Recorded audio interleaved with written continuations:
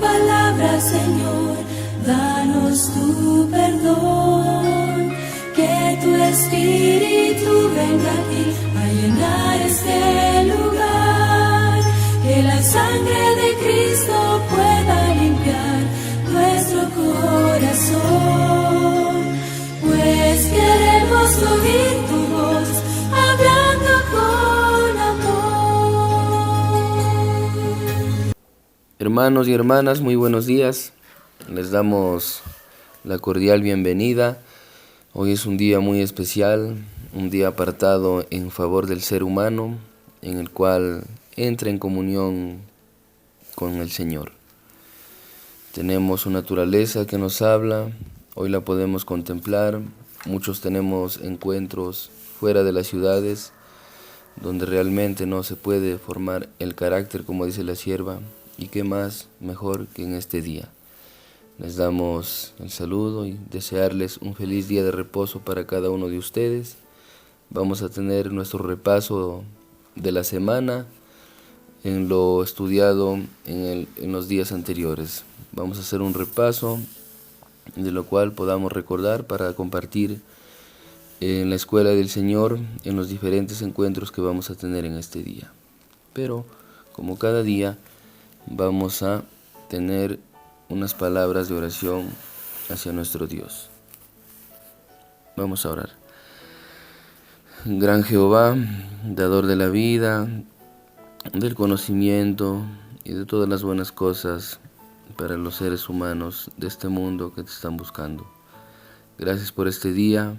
Te pedimos que este día consagrado nos sirva, Señor, nos haga reflexionar, nos hables a través de tu palabra, de tu naturaleza, donde vayamos, cuídanos. Danos, Señor, ese conocimiento para recordar cada cosa estudiada y poder compartir, Señor, con las personas que realmente también lo necesitan. Te pido por mis hermanos, por aquellos israelitas espirituales que entren en comunión, Señor, en este día, pues que gocen de las bendiciones que has podido proveer. Tenemos a tu Hijo, al cual pedimos que more dentro de nosotros para este día poder santificarlo, ya que Él es santo. Oramos, Señor, en sus méritos y pedimos tu compañía en todo momento. En el nombre de tu Hijo Jesús. Amén. Amén. Tenemos, hermanos, el repaso de la semana titulado Asambleas Anuales. Vamos a hablar acerca de una de ellas, que es la Pascua. Vamos a leer el versículo de memoria en Levítico 23, versículo 5.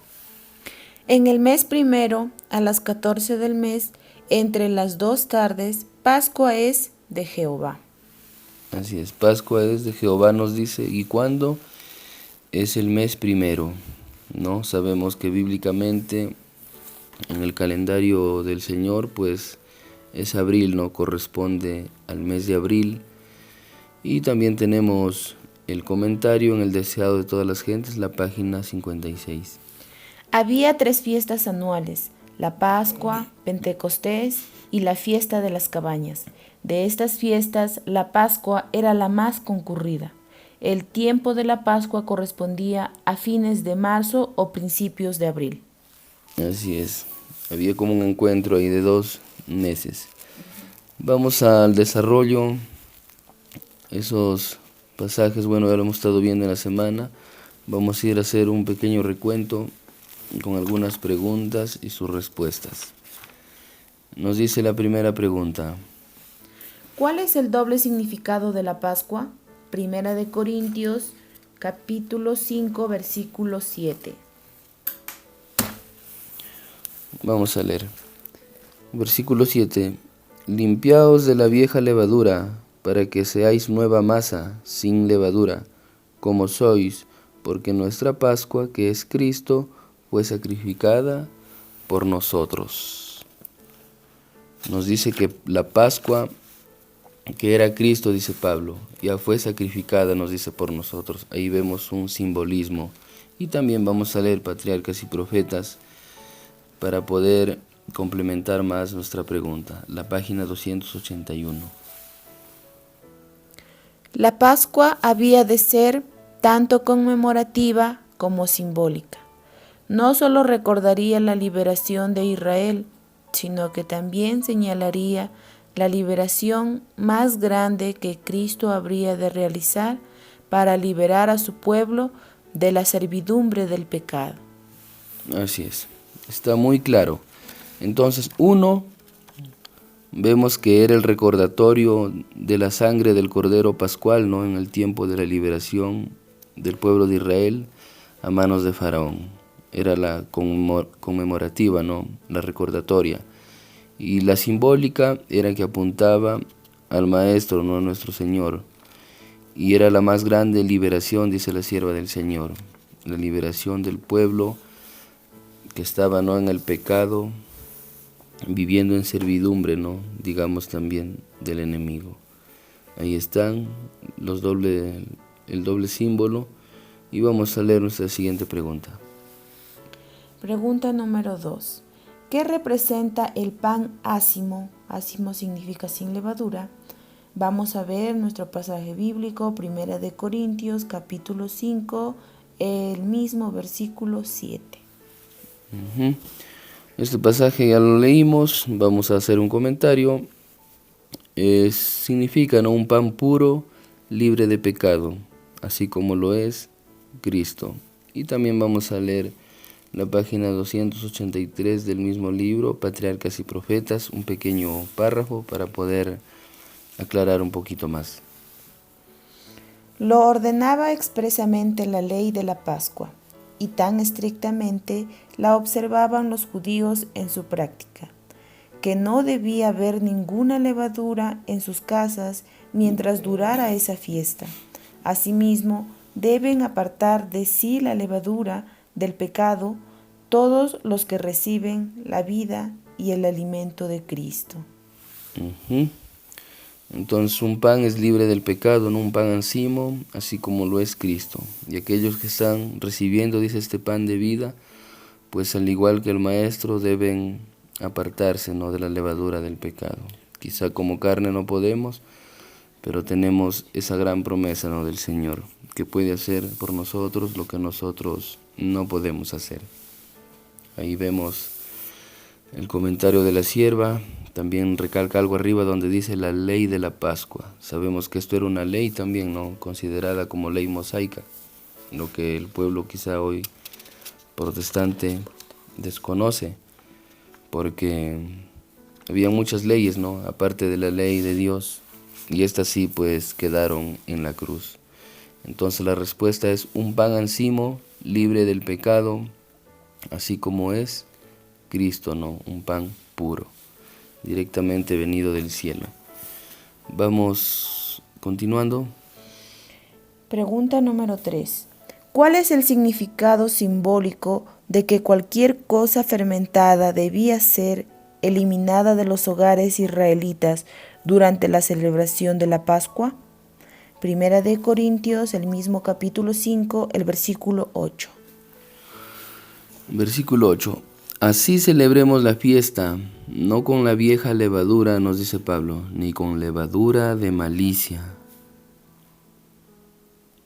y perversidad, sino con pan sin levadura, pan de sinceridad y de verdad. Entonces lo que nos dice Pablo es que no tiene que haber malicia, ¿no?, o sea, maldad. Sabemos que la maldad va en contra de la ley, ¿no?, y como resultado pues es el pecado. Nos habla de la perversidad, ¿no?, que es la inmoralidad también. Y la inmoralidad pues es ir, ¿no?, en contra de los valores, es traicionar, no engañar. Es una estafa, ¿no?, que podemos hacer quizá al humano o entre nosotros mismos, engañarnos. Y Pablo nos recomienda pues no tener eso en nosotros, sino tener la verdad, que es Cristo, y para tener, ¿no?, esa sinceridad tan bonita. Vamos a leer el deseado de todas las gentes, la página 375. Desde los tiempos de Moisés, los judíos habían tenido por costumbre apartar de sus casas toda levadura en ocasión de la Pascua, y así se les había enseñado a considerarla como una figura del pecado. Entonces, hermanos, se les enseñó, dice, apartarse de esa levadura, digamos, símbolo del pecado, y eso es lo que también para nosotros hoy está vigente, ¿no? Cómo están nuestros hogares, están apartados del pecado, o quizás seguimos en las esclavitudes de Egipto. Eso lo tendríamos que analizarlo nosotros mismos y pedir ayuda al cielo. Seguimos con nuestra cuarta pregunta. ¿Cuál es el equivalente de la Pascua en el Nuevo Testamento? Vamos a ir a Juan, capítulo 13, los versículos 12 al 14. Muy interesante la pregunta, a ver cuál es el equivalente, lo que equivale para hoy. Tenemos el capítulo 13, el versículo del 12 al 14. Después que les hubo lavado los pies, hablando del maestro, se puso su manto, volvió a sentarse a la mesa y les preguntó: ¿saben lo que he hecho ahora? Vosotros me llamáis maestro y señor, y dicen bien, porque lo soy, dice Jesús. Y les pregunta, ¿no saben lo que he hecho? ¿Y qué hizo? Lavó los pies. Versículo 14. Pues si yo, el Señor, el Maestro, he lavado vuestros pies, vosotros también debéis lavar los pies los unos a los otros. ¿No? El ejemplo que Él nos ha dado. Vamos a leer el comentario bíblico adventista comentado por la sierva del Señor. A ver qué nos dice este comentario para poder ampliar nuestra respuesta. Este rito de lavamiento de los pies no atañe, o sea, no afecta tanto a la capacidad intelectual del hombre como a su corazón. Su naturaleza moral y espiritual lo necesita. Si sus discípulos no hubiesen necesitado esto, no les hubiera sido dejado como el último rito establecido por Cristo en conexión con la última cena, incluyéndola. Quizá no hubiera sido necesario, dice, pero sí lo es. ¿Y cuál nos habla aquí? El lavamiento de los pies, ¿no? El rito de humildad. Junto a la cena. Entonces tenemos la cena como recordatorio de la muerte del Señor, ¿no? Porque la Pascua apuntaba al sacrificio. Cristo hace, ¿no?, el cambio. Hasta aquí llega la Pascua, dijo, ahora comienza la cena, el recordatorio de mi muerte. Y luego viene el lavamiento de los pies, ¿no? El acto de humildad, porque lo necesitamos entre nosotros, ¿no? Porque nadie es superior que otro. Si Jesús dio el ejemplo, pues cuán mucho más nosotros, ¿no?, de lavar nuestros pies cada cierto tiempo con la hermandad, haciendo este rito de humildad en favor también de la proclamación del Evangelio, para poder comprender ese acto que el Señor nos dio como ejemplo y pues que debemos llevarlo continuamente. Entonces vamos a ir a la pregunta número 5. ¿Qué simboliza la gavilla de cebada presentada ante el Señor durante el segundo día de la fiesta de Pascua? Primera de Corintios, capítulo 15, los versículos 20 y 23. Primera de Corintios, capítulo 15, versículo 20,23. Pero lo cierto es que Cristo resucitó de los muertos y fue hecho primicia de los que durmieron. Pero cada uno en su orden, Cristo la primicia, después los que son de Cristo cuando Él venga. ¿No? Ahí está.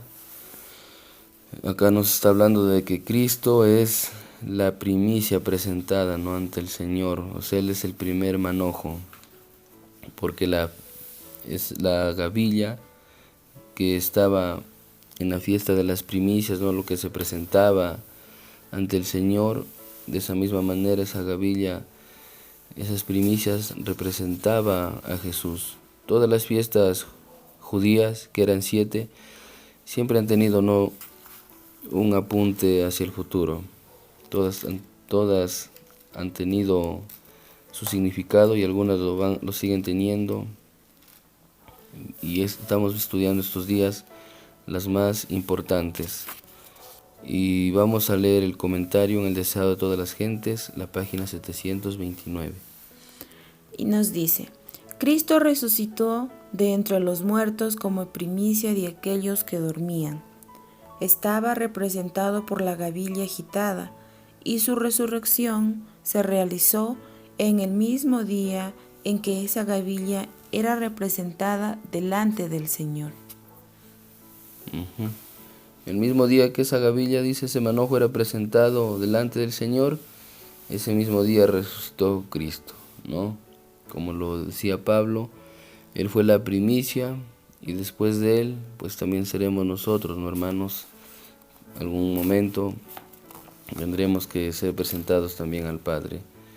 Pero siempre Cristo, y sabemos que después de Cristo también hubo un grupo, que lo vamos a ver en este siguiente comentario, en la pregunta número 6. Última pregunta. ¿Qué hizo Cristo cuando resucitó el tercer día? Vamos a ir a Mateo, capítulo 27, versículos del 52 al 54. Mateo capítulo 27, tenemos los versículos del 52, dice así: Se abrieron los sepulcros de muchos santos que habían muerto, y volvieron a la vida, cuando, después que Jesús resucitó, y salidos los sepulcros, fueron a la ciudad santa, sabemos que es Jerusalén, terrenal en este momento, de lo que estamos leyendo, y aparecieron a muchos. Aquí nos habla del centurión y los que estaban con él, guardando a Jesús. Al ver el terremoto y las cosas que habían sucedido, temieron en gran manera y dijeron: realmente este era el Hijo de Dios, ¿no? Hasta se asustaron por lo que estaba pasando, por esos eventos, y pues al ver a Cristo del madero admitieron, ¿no? Y dijeron: este es Hijo del Dios viviente, ¿no? Así como se proclamó el Señor antes de morir. Vamos a leer el comentario también acerca de la resurrección de estas personas también que fueron presentadas como primicias después de Cristo, en el deseado de todas las gentes, la página 730. Estos entraron en la ciudad y aparecieron a muchos declarando: Cristo ha resucitado de los muertos, y nosotros hemos resucitado con él. Así fue inmortalizada la sagrada verdad de la resurrección. Los santos resucitados atestiguaron la verdad de las palabras: tus muertos vivirán, junto con mi cuerpo muerto resucitarán. Entonces, la pregunta era: ¿qué hizo Cristo cuando resucitó al tercer día? Pues vemos que llevó, ¿no?, las personas conocidas como cautivos porque estaban, ¿no?, presos de la muerte, presos del sepulcro. Los llevó, ¿no?, como parte de unas arras, como les decía, dando a conocer que la resurrección en Él sí existe. Y pues cuando hablamos de resurrección es hablar, ¿no?, de volver a la vida. Sabemos que cuando uno conoce al Señor debe morir, ¿no?, como lo dijo Pablo: con Cristo estoy crucificado, o sea, con Cristo estoy muerto. Entonces nosotros no debemos revivir, porque si revivimos sería volver, ¿no?, atrás, volver a lo mundano. El ser humano cuando va a Cristo debe morir, mas ya no revivir, ¿no?, sino lo que nosotros tenemos que hacer en Cristo es resucitar, así como Él resucitó, y volver a la vida, pero en Cristo, ¿no?, y por consiguiente la vida eterna. Eso es un pequeño comentario y vamos a ver la conclusión para el día de hoy. Nuestra Pascua es Cristo, es el único que puede brindarnos salvación y limpiar nuestros pecados, ¿no?, y lo hace a través de su preciosa sangre. Eso es, hermanos, la conclusión. Ya vimos el cuerpo de nuestro bosquejo y pues desearles a todos un feliz sábado. Con muchos vamos a encontrarnos en este día y con los que no, pues a la distancia un saludo grande para cada uno de sus familias y para todos los que se unen también día a día a este ministerio, darles la bienvenida y muy pronto nos vamos a conocer. Sabemos que el Señor tiene muchos planes para nosotros, solamente es cuestión de creerlo.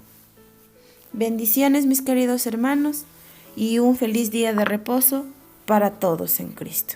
Amén.